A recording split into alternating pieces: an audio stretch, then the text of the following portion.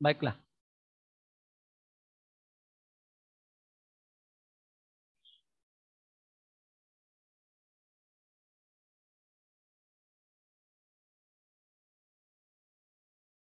Oke, sambil menunggu yang lain. Wah, masih banyak.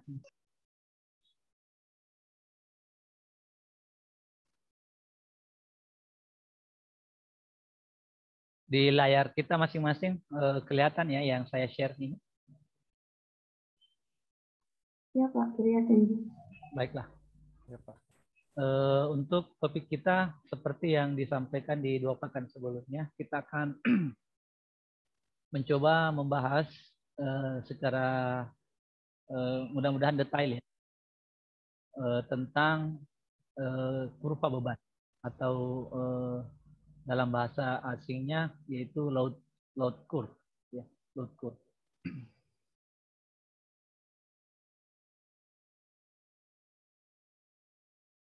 Baik, apa yang akan kita capai dalam kegiatan hari ini?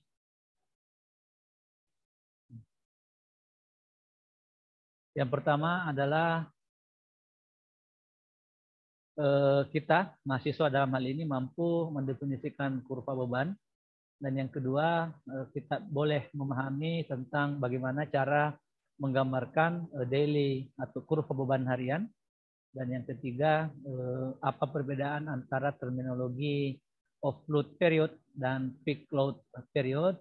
Dan yang terakhir akan disampaikan tentang apa yang dimaksudkan dengan kurva beban dengan durasi tertentu atau load duration curve.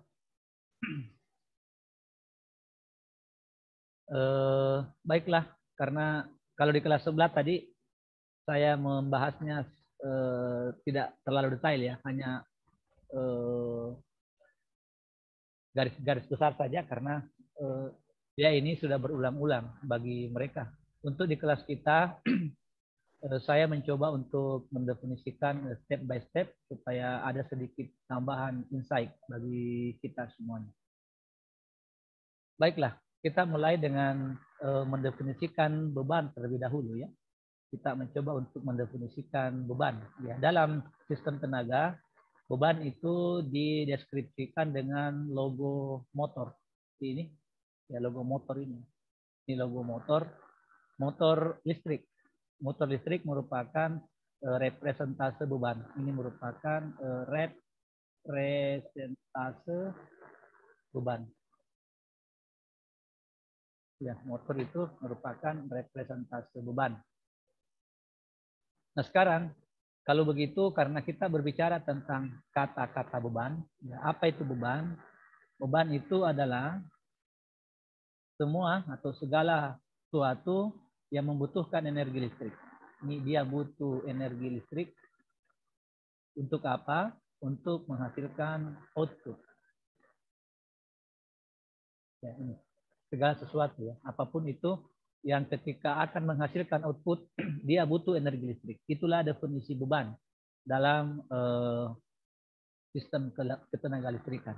Kalau digambarkan dalam single line diagram, kita sudah pernah mengenalnya di kuliah yang lalu, ada juga logo seperti ini. Generator itu segala sesuatu yang bisa menghasilkan energi listrik, disebut dengan generator. Kemudian ada istilah bus. Bus itu adalah pertemuan antara satu subsistem ke subsistem yang lain. Subsistem yang saya maksudkan di sini adalah generator mewakili subsistem pembangkit. Kemudian di antara pembangkit itu ada satu lagi subsistem yang disebut dengan gardu induk. Boleh digambarkan seperti ini. Boleh juga digambarkan dengan cara yang lain. Kalau biasanya di kuliah sistem tenaga digambarkan dengan lambang seperti ini. Ya, ini subsistem trafo. Kemudian di sana ada subsistem berikutnya disebut dengan jaringan transmisi. Kemudian subsistem gardu induk lagi. Kemudian masuk ke satu beban. Disinilah masuk ke beban yang saya maksudkan tadi. Ini bus ya, bus. Ini bus 1 misalkan, ini adalah bus 2. Di sini adalah bebannya. Berarti di sana ada 4 subsistem. Ini adalah subsistem pembangkitan, subsistem gardu induk di pembangkitan, subsistem jaringan transmisi, subsistem gardu induk di bebannya, kemudian beban sendiri. Nah, itulah terminologi dari beban. Nah, beban itu tadi segala sesuatu yang membutuhkan energi listrik untuk menghasilkan output. Dideskripsikan dengan beban. Ya, didefinisikan dengan beban dalam sistem tenaga listrik. Beban dalam sistem tenaga listrik diberikan satuan kilowatt ataukah megawatt. Dia bersatuan kilowatt ataukah megawatt. Demikian selanjutnya juga ya, pembangkit di sini juga memiliki satuan yang sama, tapi tidak dideskripsikan sebagai beban, tapi dia dideskripsikan sebagai pembangkit. Dia punya daya. Daya juga bersatuan kilowatt atau megawatt. Jadi perbedaannya dari terminologinya. Kalau kita sebutkan terdapat daya sebesar sekian kilowatt atau sekian megawatt, maka yang dimaksudkan itu adalah pembangkit. Tapi kalau kita berbicara terdapat beban dengan kapasitas sekian megawatt atau kilowatt, maka yang dimaksudkan adalah beban. Nah, itu definisinya ya. Itu definisinya. Satuannya sama. Satuannya sama, sama-sama menggunakan kilowatt atau megawatt, tapi terminologinya beda. Ada daya, berarti pembangkit. Ketika disebutkan dengan kata beban, maka dia adalah motor-motor atau segala sesuatu yang membutuhkan energi listrik untuk menghasilkan output. Itu dulu yang dipahami, biar kita tidak kemudian salah menginterpretasikan terminologi yang kita gunakan pada kuliah hari ini. Itulah definisi beban yang akan kita ceritakan. Oke. Yang kedua adalah kurva. Ya, kurva. Nah, kurva itu saya hapus dulu ya. Hapus dulu. Saya hapus dulu ini.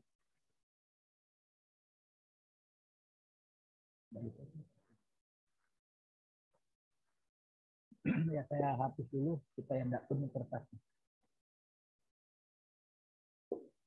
Oke, yang kedua adalah kita akan mendefinisikan tentang terminologi kurva.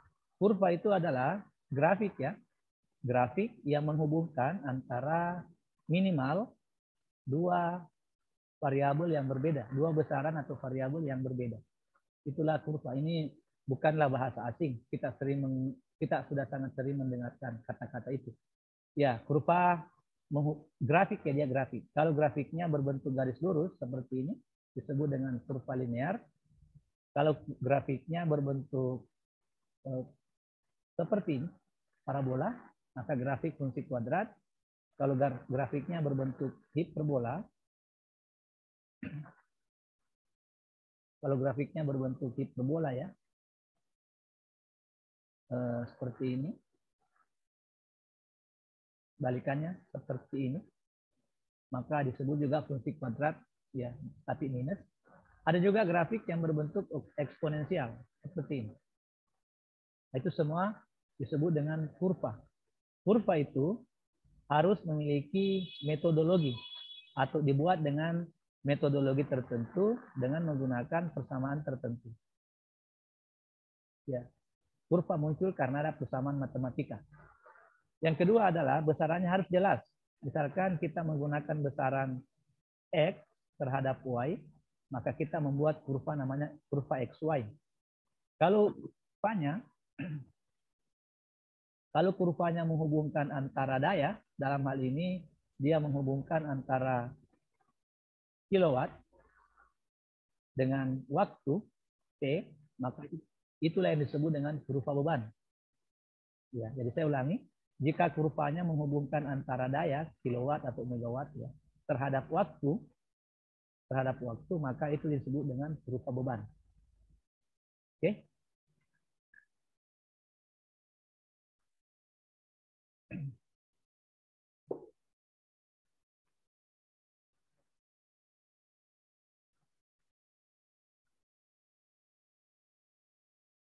Oke, kita fokus ke kurva bebannya. Di sini menghubungkan antara dua besaran tadi, yaitu besaran daya dalam hal ini beban ya. Karena tadi ingat ada dua satuan yang sama. Ya, ini beban ini. Ya, beban bersatuan kilowatt ataukah bersatuan megawatt. Dihubungkan dengan waktu, T ini adalah waktu, maka inilah yang disebut dengan kurva beban. Bagaimana menggambarkan kurva bebannya? Kurva beban tidak seperti yang lainnya. Kalau kurva yang tadi saya sebutkan, misalkan kurva linear, dibuat dari persamaan linear.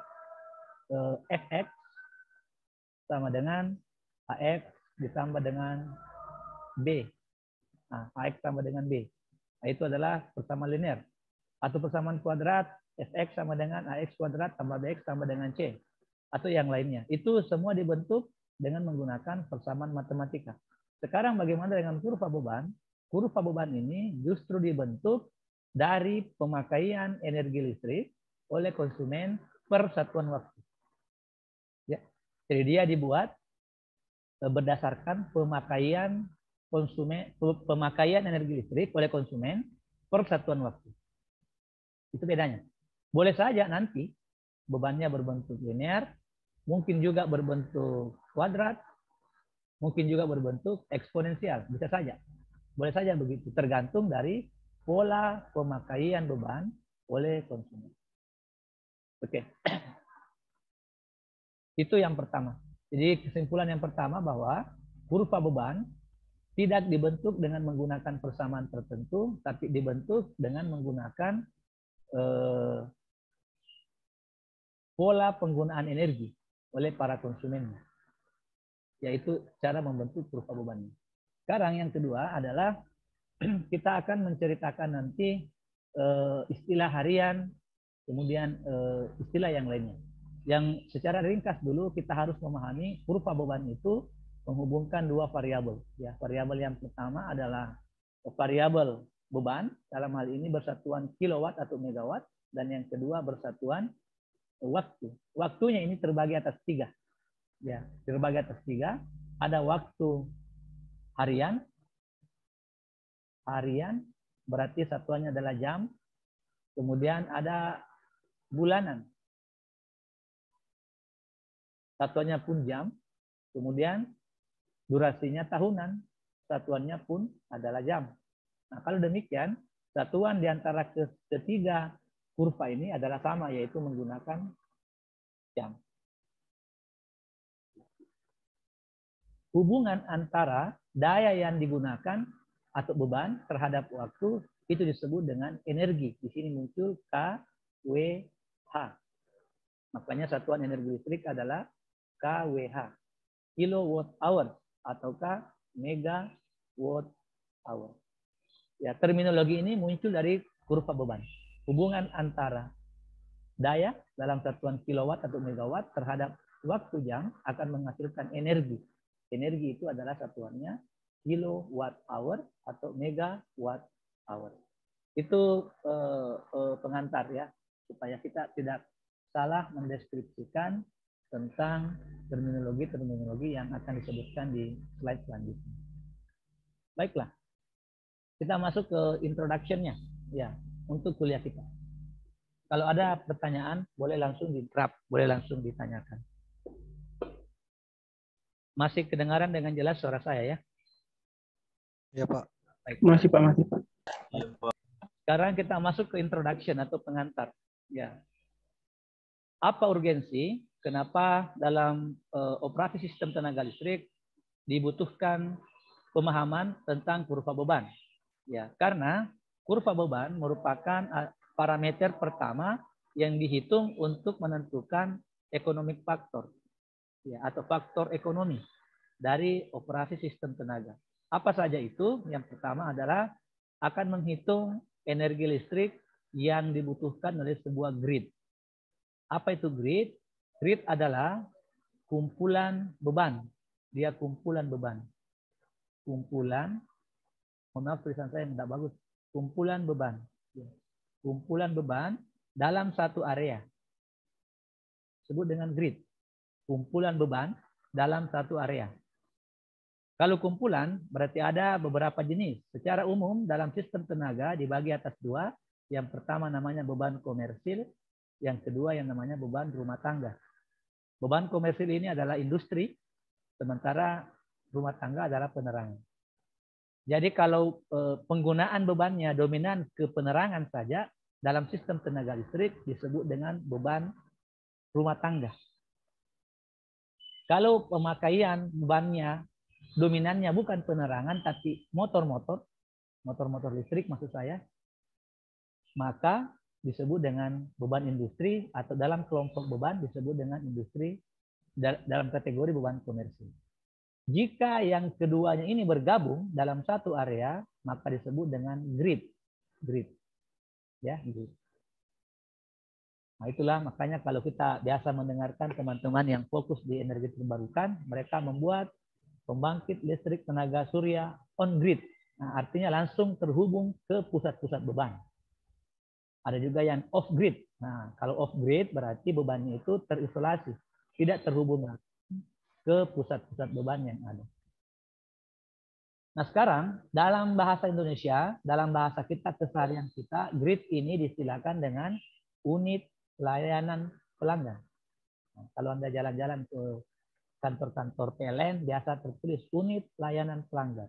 Dalam bahasa PLN yang unit layanan pelanggan, dalam bahasa Indonesianya kumpulan beban, dalam bahasa umumnya disebut dengan grid.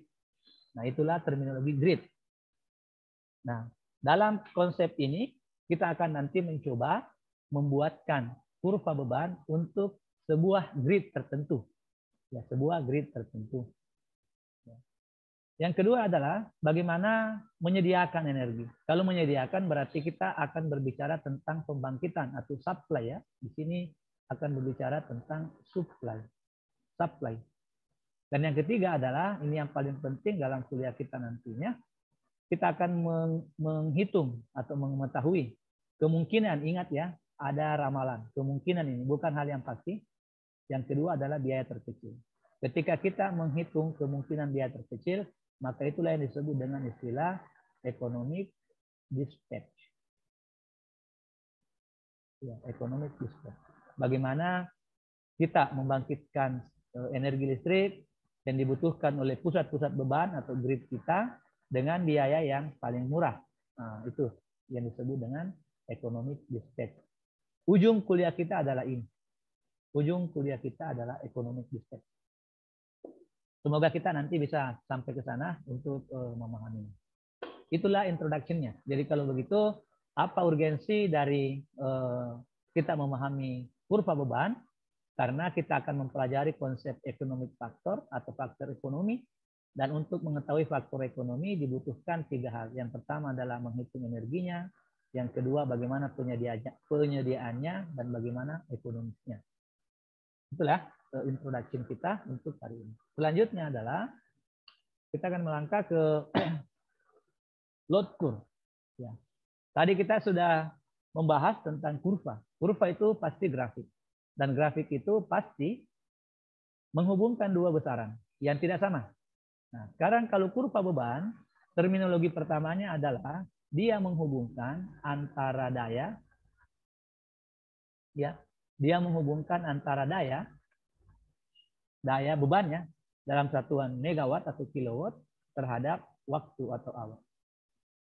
Kalau begitu, electric power demand atau kebutuhan daya listrik merupakan fungsi daya atau fungsi beban terhadap waktu. Fungsi beban terhadap waktu. Oke, dia adalah fungsi beban terhadap satuan waktu dan waktunya bersatuan hour atau bersatuan jam. Kita lanjutkan ke yang ke bawah. Jenis kurva beban. Ya, ini menarik. Apa saja jenis-jenis kurva beban kita? Kurva beban dapat dibagi menjadi 3 macam berdasarkan durasi waktunya ya. Berdasarkan durasi waktunya. Dayanya tetap. Yang pertama adalah daily load curve. Apa itu daily load curve? Apa itu daily load curve atau kurva beban harian? Kurva beban harian adalah sebuah kurva yang memperlihatkan durasi waktu beban dari jam ke 0 sampai dengan jam ke 24. Nanti akan saya jelaskan apa itu yang dimaksudkan dengan jam ke-0 sampai dengan jam ke-24. Yang kedua adalah monthly load curve atau kurva beban bulanan. Jika durasi waktunya dari hari pertama sampai dengan hari ke-31 atau hari ke-30. Itu disebut dengan kurva beban bulanan. Kurva beban bulanan tercipta dari kurva beban harian. Artinya kita belum boleh membuat kurva beban bulanan jika tidak membuat kurva beban harian. Dan yang terakhir adalah yearly load curve atau kurva beban tahunan. Apa itu kurva beban tahunan? Jika durasi waktunya dimulai dari tanggal 1 Januari dan berakhir pada tanggal 31 Desember. Untuk menghitung kurva beban tahunan diperlukan kurva beban bulanan. Sehingga baik kurva beban tahunan, bulanan, ataupun harian adalah bersatuan jam. Seperti yang saya sampaikan tadi. Tetapi berhierarki. Untuk menghitung kurva beban tahunan, bukan menghitungnya, untuk memplot kurva beban tahunan, dibutuhkan kurva beban bulanan, dan untuk memplot kurva beban bulanan, dibutuhkan kurva beban harian. Sehingga disimpulkan untuk slide ini, jenis load curve atau jenis kurva beban itu hanya dibedakan berdasarkan durasi waktunya saja. Kalau hanya 24 jam dari jam ke-0 sampai dengan jam ke-24 disebut dengan harian. Kalau 31 hari, hari pertama sampai dengan hari ke-31 disebut dengan bulanan. Dan jika tahunan dari 1 Januari sampai dengan 31 Desember disebut dengan tahunan. Yang sama, parameter yang sama adalah parameter bebannya. Tetap bersatuan megawatt atau kilowatt. Ya. Ingat atau ya, bukan keduanya. Bukan megawatt dan kilowatt. Artinya apa? Jika kita memplot dalam kilowatt, maka konsisten kilowatt. Jika kita memplot dalam megawatt, konsisten dalam megawatt. Sekarang apa parameter pembatasnya? Atau apa parameter pembatas atau fungsi pembatasnya adalah kapasitas pembangkit. Ya, power plant capacity. Ya, kapasitas pembangkitnya. Kalau pembangkitnya dibangkitkan dalam satuan megawatt, dia membangkitkan langsung dalam megawatt, maka kita menggunakan megawatt di bebannya. Kalau pembangkitnya hanya berkapasitas kilowatt, maka nanti bebannya kita berikan dalam satuan kilowatt. Ya, berarti strength functionnya atau fungsi pembatasnya adalah kapasitas pembangkitnya, power plant capacity. Itulah 3 jenis load curve. Sampai di sini ada yang mau ditanyakan?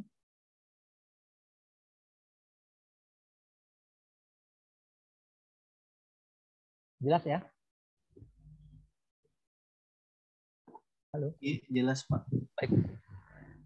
Sekarang kita lanjutkan ke slide yang ke-6. Sekarang kita fokus untuk kurva beban harian. Ya. Sebagaimana kurva beban harian tadi sudah dibahas, pembatasnya adalah waktu ya.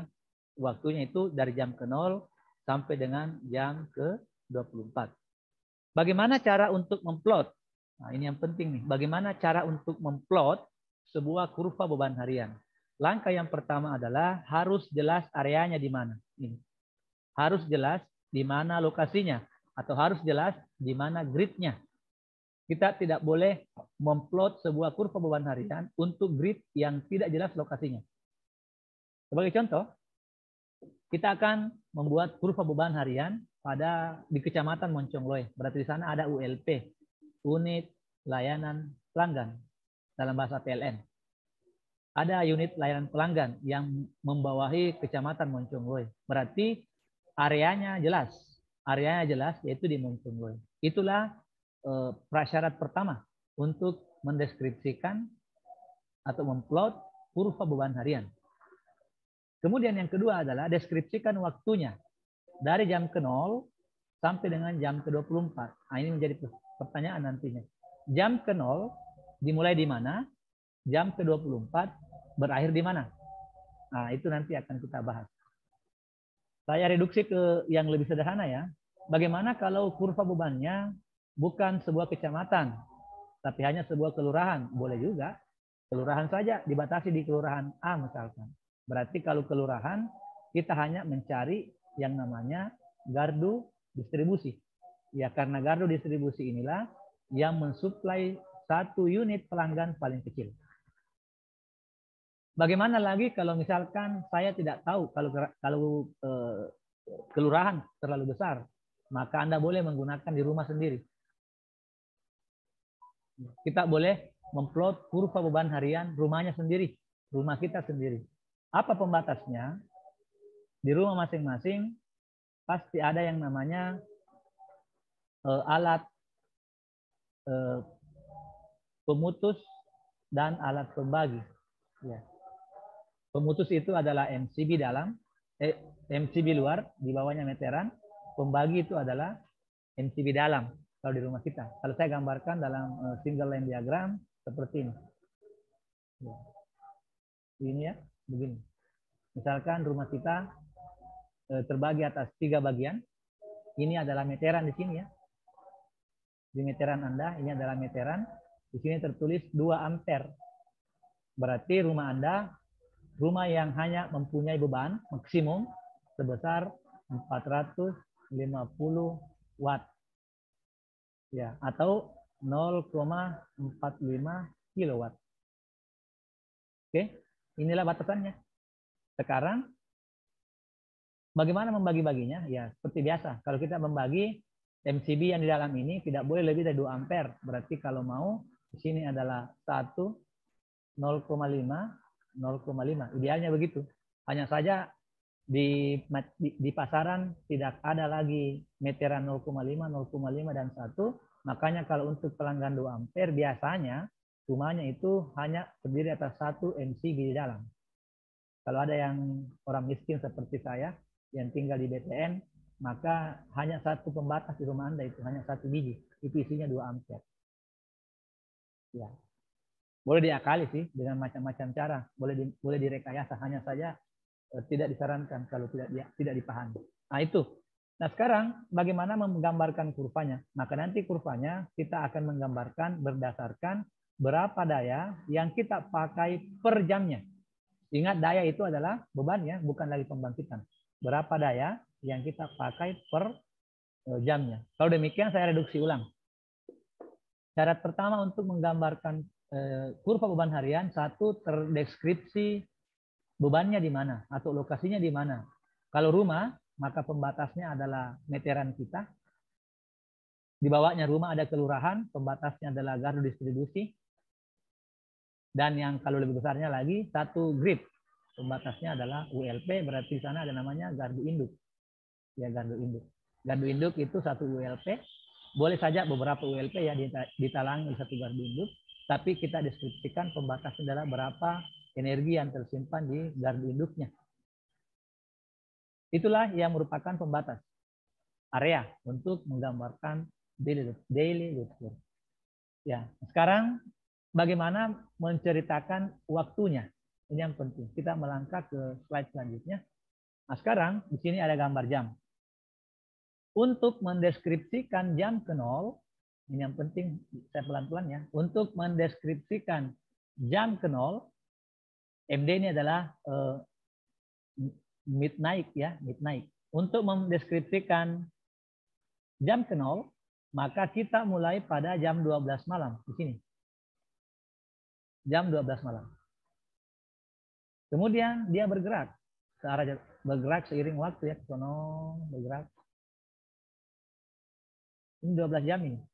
Berarti dari jam 12 malam ke jam 12 siang, berarti dia di sini. Itu sudah half, sudah setengah dari kurva beban. Setelah itu, jalan lagi di periode berikutnya dari jam 12 ke jam 13. Ini ya, jam 13 sampai dengan jam 24. Sampai dengan jam 24. Berarti ini jalan juga ke sana. Sampai jam 24. Dapatlah 24 di sini. Kalau begitu, Anda sudah paham sekarang, jam ke 0 dimulai pada jam 12 malam, kemudian jam 12 ini adalah jam 12 siang, Dan jam ke-24 adalah jam 24 malam. Nah, itulah yang disebut dengan daily load curve. Meskipun katanya daily, tapi jumlah jamnya adalah 24, bukan 12. 24 jam. Start pada jam 12 malam atau jam 00 dan berhenti pada jam 24 atau jam 12 malam berikutnya. Dipaham ya?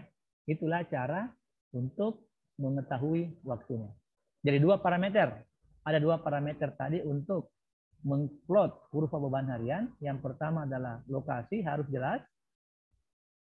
Yang kedua, jamnya dimulai pada jam 12 malam dan berakhir pada jam 12 malam berikutnya. Ya, di mana-mana di seluruh dunia orang mulai menghitung beban di jam 12 malam. Makanya kalau ada mahasiswa saya yang mengangkat tentang operasi sistem tenaga, saya tanya, bisa tidak begadang? Ya, untuk mengambil data. Bilang tidak bisa, Pak. Ah, tidak usah lah kalau ngambil kuliah tugas akhir itu, karena untuk mendeteksi bebannya, Anda harus ke sistem kontrol lokasi bebannya atau minimal ke gardu induk, dan itu Anda harus mengambil data pertama di jam 12 malam. Ya, minimal pernah melihat jam 12 malam itu Anda menghitung sebagai data pertamanya. Nah, itu ya. Jelas kira-kira untuk parameter yang kedua ini? Halo? Ya, Pak. Jelas, Pak. Jelas ya? Oke. Jelas, Pak. Oke, alhamdulillah. Kalau nanti di sini menjadi belepotan pemahamannya, semakin ke depan semakin banyak istilah, dan jangan sampai kita salah mengambil data. Itu saja masalahnya. Ya, jangan sampai kita salah mengcapture data nanti ketika kita menghitung. Makanya saya coba deskripsikan one by one, satu persatu dari awal terminologinya. Kalau di kelas yang awal tadi, karena dia kebanyakan orang lapangan, hanya butuh waktu 20 menit untuk kuliah ini, karena dia sudah ngerti. Oke, di sini juga barangkali ada yang orang lapangan ngerti juga. Sekarang kita masuk ke faktor-faktor yang mempengaruhi kurva beban harian. Faktor yang pertama adalah musim ya, musim. Season, musim. Faktor musim. Di daerah subtropis, daerah subtropis itu adalah daerah atau wilayah yang memiliki 4 musim. 4 musim ya. Musim dingin, dalam hal ini musim salju, kemudian musim semi, kemudian musim panas, kemudian musim gugur. Nah, ini. Dingin, semi, panas, gugur. Ya. Ini disebut dengan winter, ini disebut dengan summer. Ya, kalau pernah ya jalan-jalan, itu ada 2 waktu di sana, tapi 4. Ada winternya, dingin sama musim semi itu masuk musim dingin. Kemudian panas dengan gugur itu masuk musim panas atau summer. 2 waktu inilah yang sangat mempengaruhi bentuk kurva beban yang ada di daerah subtropis. Untuk daerah tropik seperti kita, musim bukanlah hal yang terlalu urgen dalam mempengaruhi model kurva beban. Ya, kenapa? Di daerah yang beriklim tropis itu konsumsi energi di waktu musim panas dengan musim dingin 6 bulan itu sama, hampir sama. Ya, tidak ada perubahan mekanisme sistem pengoperasian pembangkitan antara musim hujan dengan musim panas. Yang ada adalah perubahan pada pola pembangkitnya saja, bukan pengoperasiannya, pembangkitnya. Untuk musim dingin, musim hujan, maka kita surplus air. Dan di musim panas kekurangan air. Ya, kemudian di musim hujan ada kendala lagi, transportasi batu bara untuk pembangkit termal. Makanya di musim hujan itu sedikit ada kenaikan, sedikit sekali, tidak urgen. Ada sedikit kenaikan penggunaan energi listrik dibandingkan dengan musim panas. Ya. Kalau di luar negeri atau di daerah yang beriklim tropis, justru di musim dingin itulah mereka menggunakan sangat banyak energi, khususnya untuk energi pemanas ruangan, pemanas kendaraan, pemanas public transportation, pemanas lapangan, dan segala macam mesti menggunakan pemanas, dan itu membutuhkan energi yang sangat besar. Ya, membutuhkan energi yang sangat besar. Itu faktor yang pertama, faktor musim. Ya. Yang kedua adalah faktor operasi beban. Faktor operasi beban ini sama kondisinya baik di daerah tropis maupun daerah subtropis. Waktu operasi beban itu relatif sama. Apa itu? Ada dua. Operasi beban yang pertama dan kedua disebut dengan operasi intermediate cycling load. Ini ya, intermediate cycling load. Apa itu intermediate cycling load? Atau ada juga yang membahasakan dengan intermittent cycling load. Apa itu intermediate atau intermittent cycling load? Yaitu pengoperasian beban di waktu-waktu tertentu atau pola pengoperasian beban di waktu-waktu tertentu. Itu disebut dengan intermediate cycling load atau intermittent cycling load. Yang kedua adalah ada beban yang dioperasikan selama 24 jam full. Itu disebut dengan base load. Disebut dengan base load. Base load adalah pengoperasian beban yang tidak terputus selama 24 jam. Ingat 24 jam tadi merupakan batasan waktu untuk daily load curve. Ya. Jika base load ditambahkan dengan intermediate cycling load, maka dihasilkanlah yang namanya peak load. Peak load atau beban puncak. Sekarang kita bertambah pemahaman barangkali ataupun mengulangi saja. Dalam kurva beban, baik kurva beban harian, kurva beban bulanan, ataupun kurva beban tahunan, ada 3 terminologi. Yang pertama adalah beban yang beroperasi terus-menerus disebut dengan base load. Yang kedua, beban yang beroperasi pada waktu tertentu disebut dengan intermediate cycling load. Dan penjumlahan antara base load plus intermediate cycling load akan menghasilkan peak load atau beban puncak. Ya. Kalau terjadi harian, namanya beban puncak harian. Ya, daily peak load. Kalau bulanan, namanya monthly peak load. Kalau tahunan, namanya yearly peak load. Hanya terjadi sekali biasanya. Ya, kalaupun terjadi 2 kali, maka sesuatu yang sangat unik pada daerah tersebut. Itu umumnya, kebanyakan, generally, hanya terjadi setiap sekali untuk peak load, baik untuk daily, monthly, maupun yearly. Oke, sekarang kita sudah tahu faktor yang mempengaruhi daily load curve. Yang pertama musim, untuk daerah subtropis sangat urgen, untuk daerah non-tropis atau tropis, untuk daerah subtropis sangat urgen, untuk daerah tropis tidak terlalu urgen. Tapi yang kedua faktornya, faktor operasi bebannya ini sama saja, baik di daerah subtropis maupun daerah tropis. Akibat dari operasi beban inilah muncul terminologi base load, intermediate atau intermittent cycling load, dan peak load. Oke? Bisa dipahami begitu ya?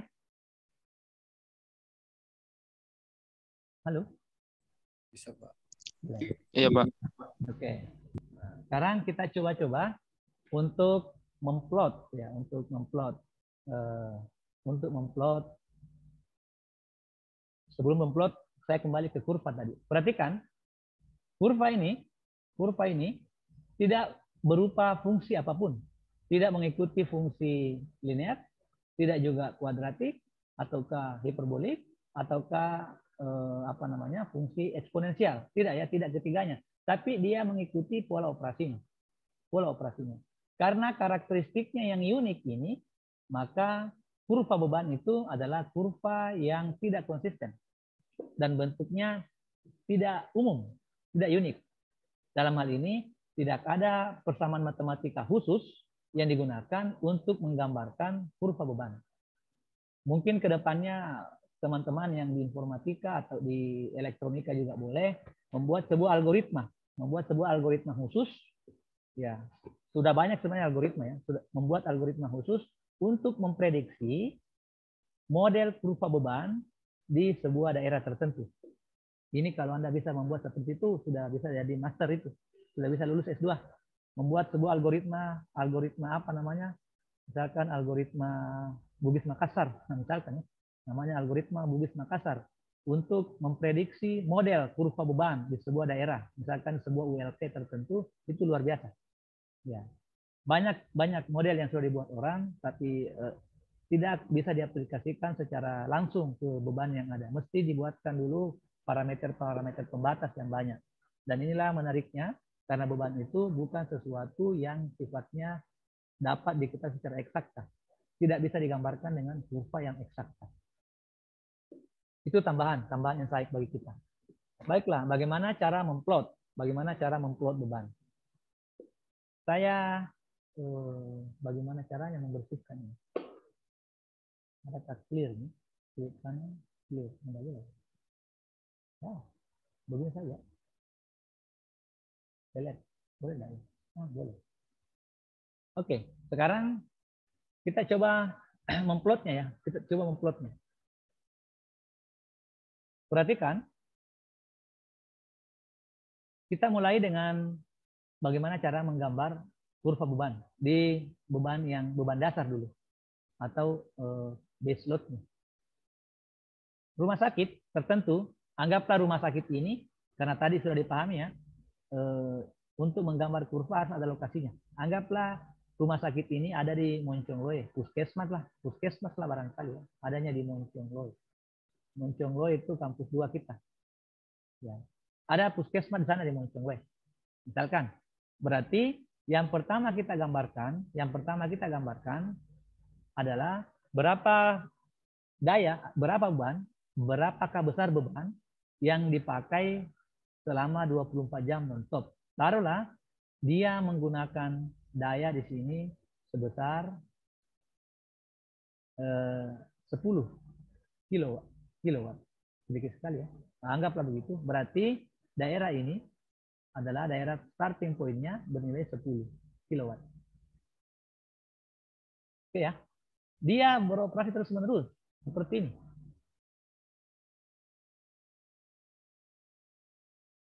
Oke. Pertanyaannya, di sini ada daerah kecil ini, ada daerah kecil-kecil ini di samping sini yang kelihatannya tidak rata, yang ini. Saya harus di sini ya. Apakah daerah itu? Kurva yang kecil ini adalah disebut dengan kurva pemakaian sendiri, yaitu energi yang dipakai oleh pembangkit untuk kebutuhannya dia sendiri. Misalkan dia disuplai oleh PLTU. Ya, PLTU itu di dalam kompleks PLTU-nya sendiri banyak peralatan pembantu. Ada motor-motor bantu, ada penerangan, ada kipas angin, ada macam-macam. Maka yang kecil ini, yang naik sedikit ini disebut energi atau daya yang dipakai oleh pembangkit itu sendiri atau daya pemakaian sendiri. Makanya setiap kurva beban itu biasanya sedikit naik kemudian turun seperti ini. Nah, ini. Apa daerah ini? Daerah pemakaian sendiri. Kenapa turun? Karena ketika sistem sudah jalan running, maka dia akan memakai dari luar untuk pemakaian sendirinya. Supaya dia juga tetap membayar listrik ke PLN-nya sendiri. Nah, begitulah pola operasi beban kita. Dia pembangkitnya punya PLN, kalau PLN punya, atau pembangkit swasta, dia membangkitkan sendiri, pakai dulu sendiri, setelah running 100% atau 80%, maka dia akan memakai listrik dari luar, dari meterannya sendiri yang terpakai untuk digunakan di pemakaian sendiri. Makanya ada kurva yang sedikit naik tampaknya. Nah, setelah kita mendeskripsikan beban yang sifatnya kontinu 24 jam, maka kita akan masuk ke yang kedua yang di atas ini. Di atas ini. Taruhlah kita mulai dari kampus. Ya, kampus kita ada di sana di Moncongloe. Kampus kita itu beroperasi pada jam 8. Nah, letaknya ada di sini. Saya ganti dulu ke warna merah. Letaknya ada di sini. Ya. Jam 8 belum ada aktivitas. Belum ada aktivitas perkuliahan, maka masih sedikit kenaikan grafiknya. Semakin bertambah Kegiatan misalkan lab sudah terpakai semua, anggaplah jam 8 ini ya. Lab sudah terpakai semua, penerangan sudah menyala semua, komputer di kantor sudah menyala semua, pompa-pompa air kalau ada sudah menyala semua, maka perlahan grafik bebannya akan naik. Ya. Ingat, naiknya itu tidak linear ya, hanya diplotkan seperti itu saja. Berarti kampus ini sudah mulai, daya yang dipakai oleh kampus sudah mulai masuk ke daya sistem, masuk dalam kategori intermediate cycling load. Kenapa? Karena dia hanya beroperasi di waktu tertentu, bukan 24 jam. Kenaikan beban inilah yang menyebabkan bertambahnya beban dari base load plus yang ini tadi sedikit, intermediate cycling load. Sampai jam 10, taruhlah di sini jam 10-nya. Ini ya. Nah, di sini jam 10. Pertokoan, nah, semua pertokoan di sekitaran yang ada di Moncong Loe sudah beroperasi semua, maka mereka semua menggunakan penerangan yang ada, beroperasi, berproduksi, maka bertambah lagi satu komponen beban dari jam 10 sampai dengan jam 23. Kalau begitu, beban bertambah lagi di sini. Sampai di sana misalkan. Kalau begitu, sampai di kurva ini sudah ada 3 komponen beban. Pertama adalah beban dasar, yang kedua beban yang beroperasi dari jam 8 tadi yang di sini, kemudian beban yang beroperasi di jam 10 yang di sini tadi. Ada 3 komponen beban. Jika ketiganya beroperasi selama durasi waktu tertentu, taruhlah kampus beroperasi sampai dengan jam 17, taruhlah jam 17-nya ya di sekitar sinilah ya, sekitar sinilah jam 17-nya. Maka dia akan mengikuti kurva sampai dengan jam 17. Demikian juga dengan toko yang sampai dengan jam 24, dia akan mengikuti sampai dengan jam 24. Kenapa turun? Kenapa turun? Seiring dengan karakteristik penggunaan bebannya. Misalkan setelah jam 12, setelah puncaknya, setelah mencapai puncak beban pada jam 12, kampus sudah banyak yang pulang. Misalkan labnya sudah tidak beroperasi, beberapa penerangan sudah tidak ada, dan lain-lain, maka otomatis bebannya akan berkurang. Otomatis bebannya akan berkurang sampai ke bawah, sampai nanti ke beban dasar kembali. Nah, kurva ini jika mencapai nilai tertinggi pada sebuah hari, anggaplah di jam 12 dia memiliki nilai tertingginya, maka muncullah istilah peak load. Pertanyaannya adalah, apakah peak load itu selalu terjadi pada jam 12 siang? Jawabannya tidak. Tergantung dari pola operasi bebannya. Tergantung dari pola operasi bebannya. Yang pasti adalah waktu perhitungannya dari jam 24.00 sampai dengan jam 24.00 hari berikutnya. Tapi apakah terjadi pada jam 12 siang? Tidak. Kalau bebannya adalah beban penerangan, justru dia mengalami beban puncak di sini. Di jam 16 sampai dengan jam 20. Ya, kalau penerangannya, dia akan puncak di sini dan turun ke bawah. Misalnya begini dia kurvanya. Ya. Tergantung dari pola operasi beban. Oke. Kira-kira sampai ke sini dipahami cara menggambar kurva beban? Paham, Pak. Paham ya, alhamdulillah. Ada kemarin itu mahasiswa yang di kelas ini yang akan membuat monitoring ya, akan membuat monitoring tentang penggunaan energi di sebuah sekolah. Cara nanti menggambar, karena kebetulan tidak menafikan yang lainnya, Karena kebetulan saya pengujinya, nanti Anda membuat data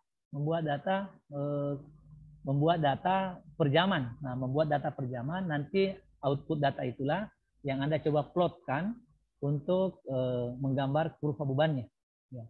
Apa gunanya nanti di kelanjutan kuliah ini Anda akan bisa menghitung berapa genset tipe apa yang paling cocok dipakai di tempat itu, berapa kapasitasnya, kemudian yang mana lebih ekonomis, menggunakan genset kah atau menggunakan PLN kah untuk beban Anda di tempat itu. Ya. Kalau dideskripsikan lebih jelas, misalkan ya,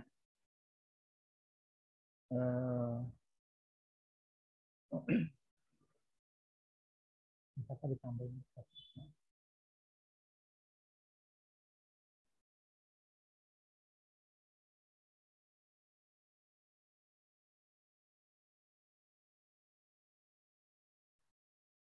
Ya boleh dari sini ya. Misalkan Anda kan mengambil data ya. Misalkan mengambil data di sini ada hari. Ya, di sini ada hari. Ya, di sini ada jam. Di sini ada jam. Di sini ada. Kalau untuk dayanya itu dihitung dengan ampere. Ampere dulu. Bukan langsung kilowatt. Nanti dikali dengan tegangannya ya untuk mendapatkan P di sini. P. P sama dengan P times I times cos pi. Cos pi.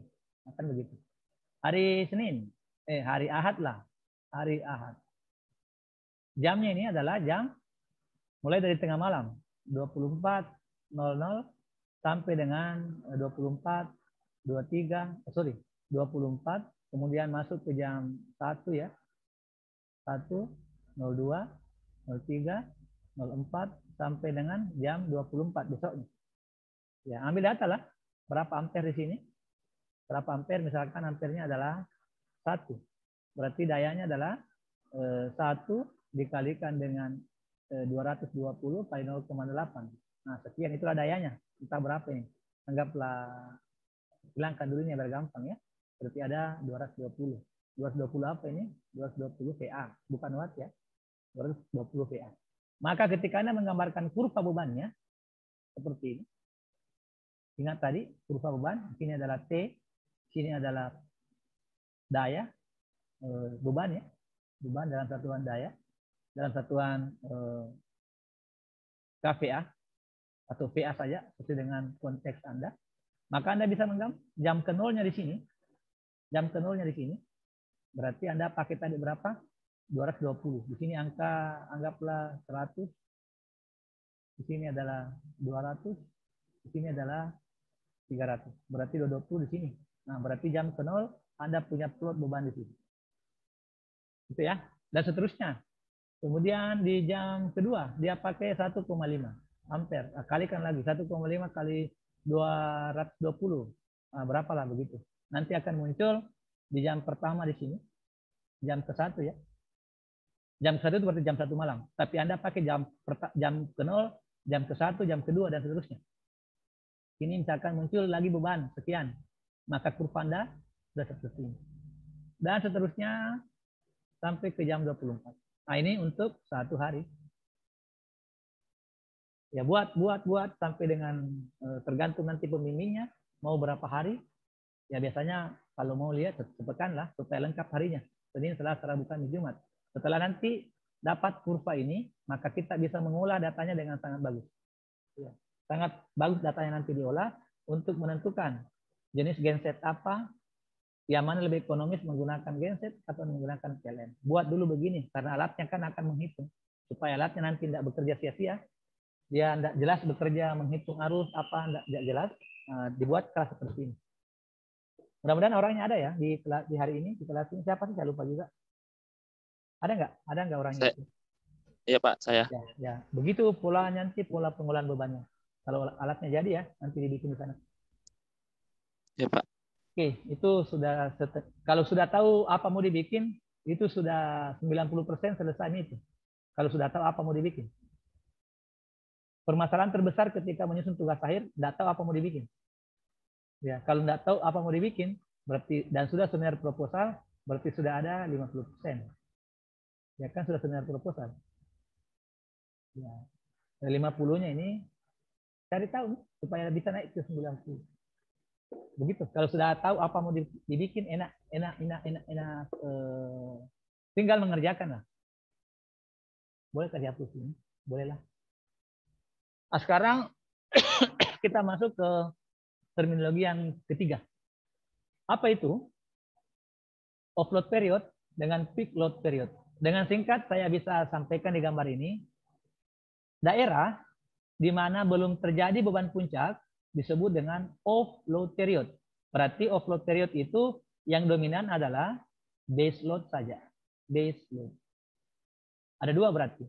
Dari daerah ini sampai ke sini karena belum dominan ya. Apa itu dominan? Nanti di minggu depan kita akan hitung berapa daerah rata-rata di sini.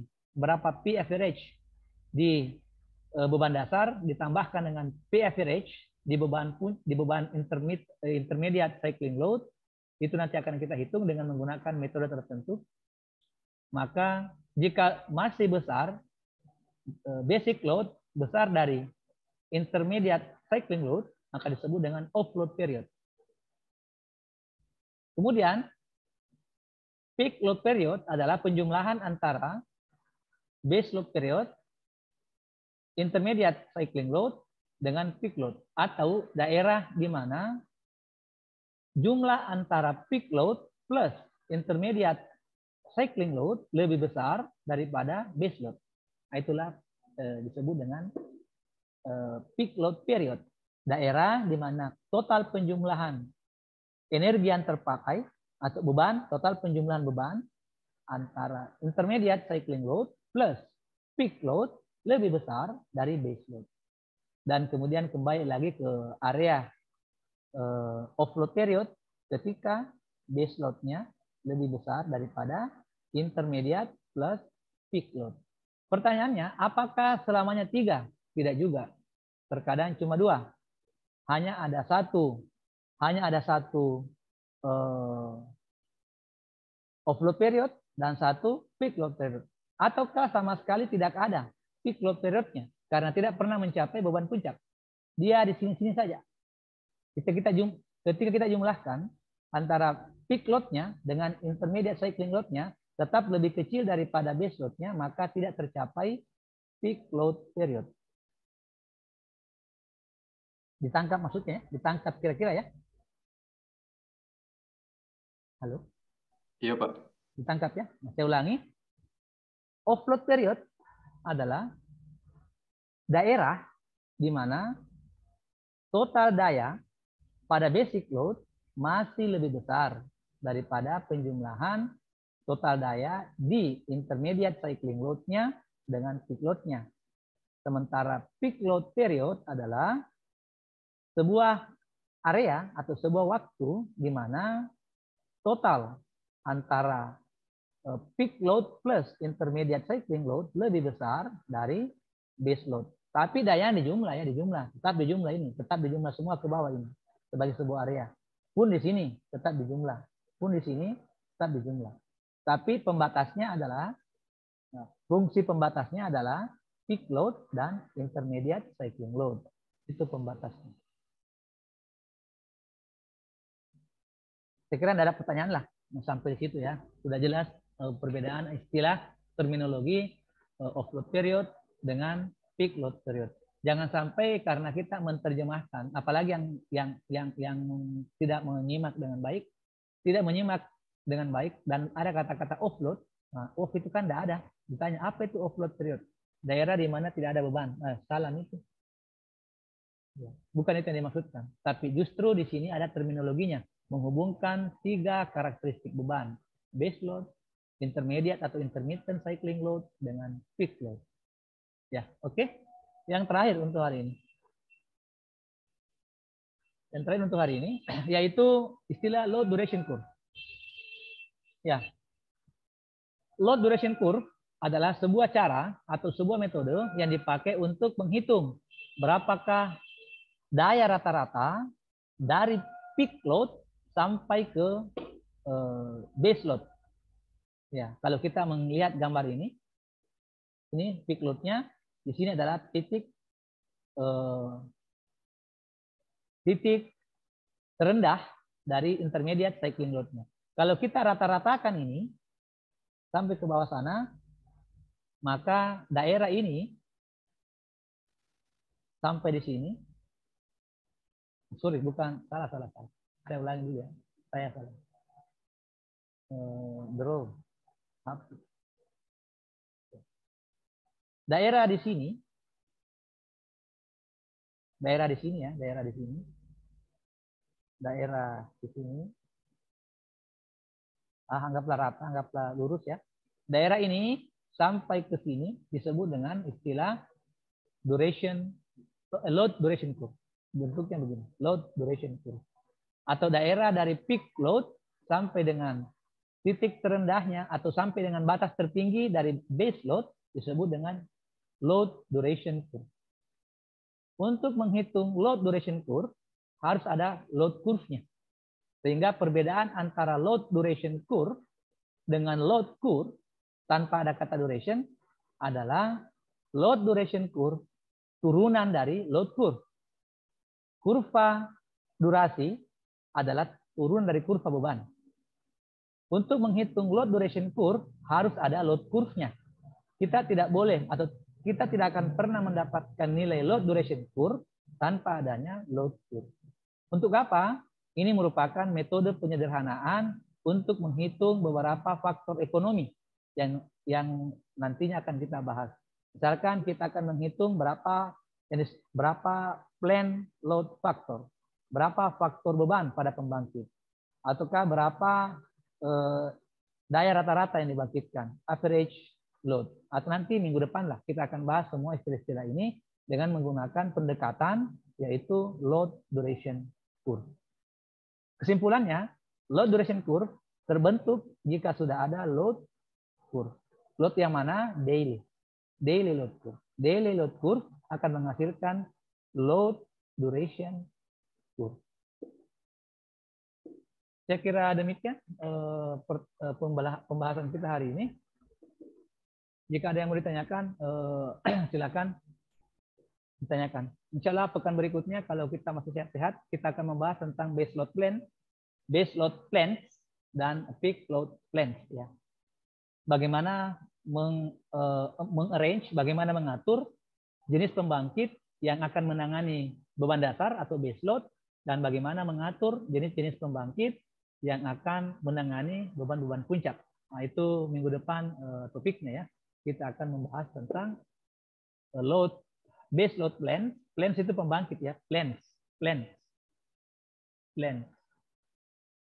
pembangkit. Kalau banyak plan pembangkit. Pusat-pusat pembangkit. Ya, bagaimana cara mengatur pusat pembangkit khusus menangani base load, dan bagaimana menangani pembangkit yang akan menangani beban-beban puncak. Ya, berarti kalau hari ini di gambar awal tadi saya katakan di sini adalah generator, kemudian di sini ada subsistem, di sini banyak trafonya ya, di sini adalah subsistem. Hari ini kita fokus membahasakan di sini. Di sini areanya daily load curve atau load curve lah. Sementara minggu depan kita akan fokus di sini. Bagaimana membahas pembangkit yang akan menangani berbagai macam variasi beban yang tadi. Variasi beban yang tadi yang 3 itu. Ya, ada base load, ada intermediate cycling load, dan ada peak load. Bagaimana mengatur di sini untuk menangani jenis-jenis beban yang ini. Begitulah kuliah operasi sistem tenaga untuk hari ini. Ada yang mau ditanyakan? Saya Pak. Ya. Ini Pak, mengenai tadi yang daily load curve. Yes. Itu kan dicontohkan tadi dengan waktu sampling yang 1 jam. Yang saya mau tanyakan Pak, apakah waktu samplingnya itu bisa lebih kecil dari 1 jam atau bisa lebih besar, ataukah ada aturan untuk waktu itunya Pak, samplingnya? Iya. Sangat jelas di kurva. Kurva kita satunya jaman ya. Jaman. Per jam. Berarti waktu terkecilnya 1 jam. Ya. Karena nanti di pembangkit akan dihitung berapa bensin atau berapa bahan bakar yang dipakai per 1 jamnya. Jika belum 1 jam, belum bisa dirupiahkan. Sehingga terminologi waktu terkecilnya yang digunakan untuk memplot kurva itu adalah 1 jam. Ingat satuannya adalah daya per 1 jam. Daya per jam. Ya. Makanya satuan dari energi listrik adalah daya dalam ini kilowatt atau watt atau megawatt. Ingat per jam ya. Jam. Di sini kan energi ya, energi di sini. Energi itu apa? Hubungan antara daya terpakai per satuan waktu. Dalam hal ini 1 jam per 1 jam. Makanya memplot kurva itu waktu terkecilnya adalah 1 jam, dan kalau lebih sejam tidak boleh juga. Dia harus mengambil waktu per 1 jamnya. Tapi kalau mau di-expand, misalkan mau didetailkan lagi dari menit ya, misalkan menit, 10 menit. Kemudian menit ke 20, menit ke 30, menit ke 40. menit ke 50, menit ke 60. Anda mau plotkan kurvanya di sini, boleh juga. Tapi nanti dihitung setelah 1 jam. Misalkan mau dilihat di waktu-waktu, mau dilihat pergerakan bebannya di beberapa menit tertentu ya. Misalkan ada kajian khusus. Ini kajian saya di S3 ini. Di sini kita mau mengkaji di menit kesekian berapakah ripple di sini akibat beban. Berapa di sini harmoniknya. Misalkan main harmonik. Kalau harmonik kan main detik. Boleh di-expand, digunakan alat yang lebih canggih untuk memonitoring beban. Ya, ada bahasanya di dispatcher itu, kalau di PLN namanya dispatcher. Dia menggunakan alat itu untuk memonitoring lebih detail. Tapi untuk memplot ke kurvanya nanti sejam baru dibuat. Begitu jawaban saya. Bagaimana yang bertanya? Iya Pak, ya Pak. Ya. Sudah jelas, saya sudah mengerti. Iya, tetap sejam ya, tetap sejam. Tetap 1 jam baru dibuatkan titik, node titik begini. Kan nanti berbentuk titik-titik ya. Titik. Ini antara titik yang satu dengan titik yang lain kan jutaan titik ini. Nah, kalau Anda mau lebih detail di sini titik-titiknya ini, boleh di-expand per detiknya. Ya. Tapi nanti kita buatkan titik bebannya di jam pertamanya berapa. Sama jam pertama ke jam kedua di sini. Di sini kan ada ribuan titik juga. Ya, ini yang anggaplah titik yang cross ini. Ada ribuan titik di sini. Nah, kalau kita mau mengamati di sini, boleh juga. Tapi nanti diplot sebagai kurva beban ketika dia sudah masuk jam kedua. Makanya tadi saya bilang di awal, modelnya tidak linear begini, tapi dia akan bergelombang begini. Ya, tidak jelas modelnya, tidak jelas kurvanya. Tidak jelasnya itu karena setiap detik ada perubahan beban sebenarnya. Inilah persoalan paling rumit di sistem tenaga kita, bagaimana mendeskripsikan pola operasi beban di sebuah daerah. Karena setiap detik berubah bebannya. Ya, setiap detik berubah, setiap menit berubah, pasti berubah. Hanya saja sebagai kesepakatan umum, ya karena kita menggunakan satuan energi dengan satuan jam, makanya kurva beban juga dibuatnya per jam. Nah, begitulah ya, makanya kurvanya tadi kurva yang ditampilkan ini kan kurva di gambar-gambar sembarangan saja, tidak detailing, tidak detail. Tapi kalau mau detail sekali boleh. Anda menggambar per detiknya, nanti ketika muncul jamnya barulah diplotkan sebagai kurva beban di jam tersebut. Misalkan di sini, di sini, di sini. Antaranya ini kita tidak tahu berapa nilai. Tapi ada di range antara ini dengan ini ya. Ada angka-angkanya di sinilah kalau kita mau. Untuk kepentingan itu ada kuliah namanya metode numerik. Nah, metode numerik. Bagaimana mengkaji besaran yang kecil-kecil ini supaya lebih eksakta. Ya, bagaimana mengeksaktakan nilai yang tidak eksak. Ingat bilangan numerik itu, metode numerik itu mengeksaktakan yang tidak eksak. Nah, itu susahnya metode numerik. Ya, bolehlah lanjut nanti di strata 2. Nah, ada kuliah semester 1 namanya metode numerik. Ya, mudah-mudahan saja kasusnya bukan kasus beban. Kalau kasus beban mau dinumerikkan, boleh setengah mati membuat algoritmanya atau fungsinya nanti. Begitu Pak, jawaban saya. Ada yang lain? Ada pertanyaan yang lain? Pertanyaan tadi bagus sekali ya.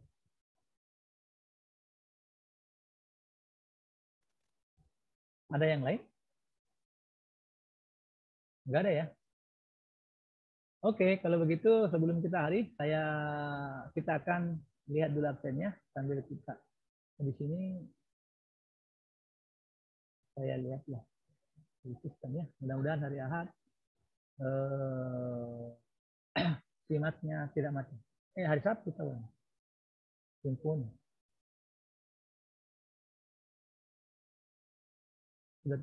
Sudah jam 17.15. Nggak ada ibu-ibu di sini, Dik. Nggak ada, jadi yang mau pergi beli buka puasa enggak gitu? Adakah yang sudah ibu-ibu di kelas ini? Nggak ada. Saya juga Pak. Kita ibu-ibu. Mau beli takjil Pak. Oh iya. Sabar, sedikit lagi. Oke, saya absen dulu. Siapa namanya tadi? Aduh, salah lagi. Barangkali cek.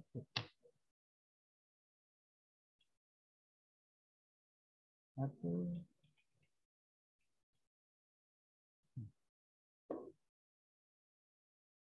Oke.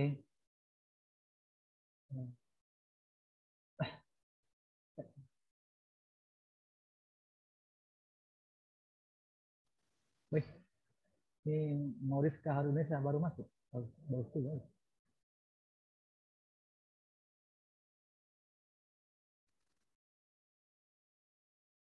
Kita kelas A ya? A ya? Iya, Pak. Adik. Yang ada nama Agnes Pratiwi Tandirerum. Iya, Pak. Cocok jadi. Oh, Agnes Pratiwi 421 421 421 21 maaf 421 21 201 21 421 21 201. Oke, verifikasi. Alhamdulillah. Oke.